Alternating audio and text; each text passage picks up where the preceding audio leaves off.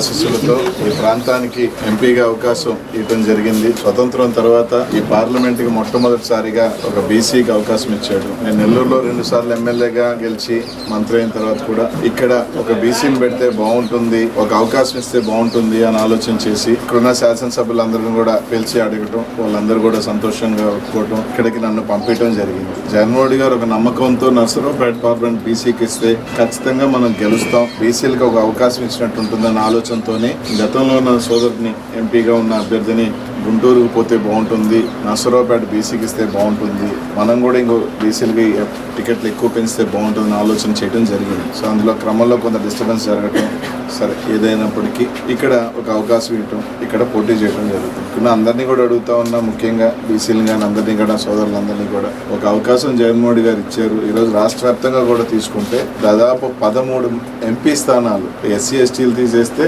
దాదాపు 20-19 ఉంటే దాంట్లో 13 ఎంపీ స్థానాలు ఈరోజు బీసీలకు కేటాయించారు జగన్మోహన్ రెడ్డి.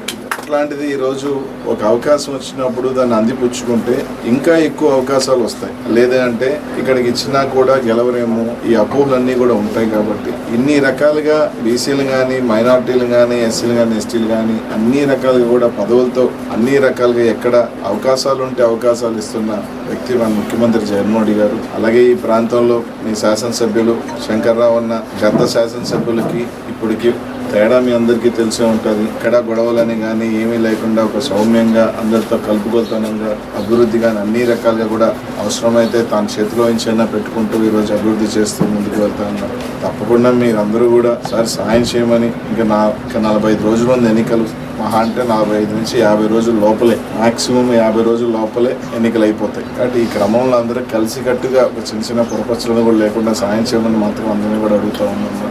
కేవలం ఒక నమ్మకంతో జగన్మోహన్ రెడ్డి గారికి నన్ను పంపించారు. ఆయన మీద ఉన్న నమ్మకం, ఆయన ఒక మాట చెప్తే తప్పను, మంచి జరుగుతుంది నాకు, నేను నెల్లూరుని వదిలి ఇంత దూరం వచ్చినాను, 2 జిల్లాలు దాటి మంచి గతంలో మీరు మా జిల్లా నుంచి నేదురుమల రాజమోహన్ రెడ్డి గారు కానీ ఈ పార్లమెంటు, మేకపాటి రాజమోహన్ రెడ్డి గారిని ఆస్వాదించిన పార్లమెంటు, 3వ వార్డుగా నెల్లూరు నుంచి వచ్చాను. ఆ సెంటిమెంట్ వర్కౌట్ అవుతుంది. అలాగే కాకుండా ఫస్ట్ టైం ఒక బీసీ అవకాశం ఇస్తే గెలిస్తే ఇంకో 20 సంవత్సరాల తర్వాత ఎవరు మొట్టమొదటి బీసీ అభ్యర్థి గెలిచాడు అంటే అది అనిల్ గెలిచాడు అనేది ఒకటి సువర్ణ అక్షరాలతో నా పేరు అనేది ఉండే అవకాశం కూడా ఇప్పుడు ఉంది. కాబట్టి మనందరినీ కూడా సాయం చేయమని కోరుతా ఉన్నా. 15 సంవత్సరాలుగా చిన్న వయసు నుంచి రాజకీయాల్లో ఉన్నవాడిని, 2 సార్లు, ఒకసారి 90 ఓటుతో ఓడిపోయినా 28 సంవత్సరాల వయసులో, తర్వాత 2 సార్లు వరుసపెట్టి ఎమ్మెల్యే అయినా మంత్రి అయినా, రాజకీయాలు తెలిసిన వాడిని, నాయకుల్ని ఎలా గౌరవించాలో తెలిసిన వాడిని, ప్రజలకు ఎలా దగ్గర అవ్వాలో తెలిసిన వాడిని, ప్రజలకు ఏ విధంగా కార్యకర్తలు అండగా ఉండాలో కూడా తెలిసిన వాడిని. తప్పకుండా ఒక అవకాశం ఏంటన్నా మీ అందరూ సహాయం చేయండి. తప్పకుండా నా వంతు తప్పకుండా శంకర్రావు అన్నతో కలిసి